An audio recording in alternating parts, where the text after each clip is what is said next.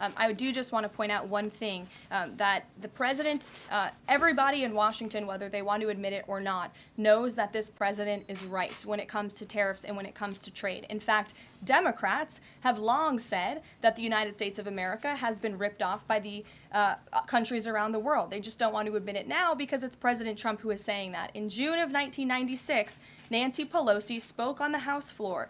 She urged her colleagues at the time to fight against the status quo trade policies that had contributed to America's trade deficit with China. In fact, Nancy Pelosi said, "How far does China have to go? How much more repression? How big a trade deficit? How many jobs have to be lost for the American workers?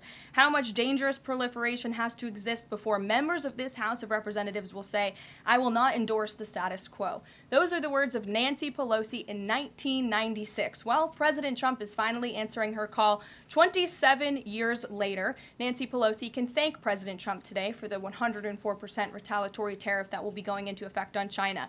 In 2007, Chuck Schumer spoke of our nation's crippling trade deficit, saying these are the kinds of records the American people don't want us to be breaking. The administration needs to move beyond words, take action now to reverse a trend that threatens our prospects for future economic growth.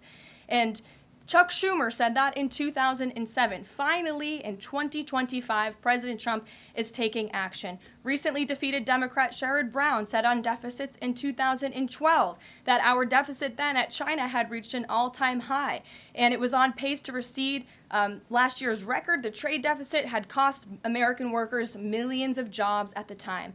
These are the words of Democrats years ago. It is about time America finally has a president who is taking action to restore those millions of jobs back to the United States of America, to boost our manufacturing industry. He's doing what's right for the American people. It will take a lot of labor. It will take a lot of effort. But that's exactly what the American people elected this president to do.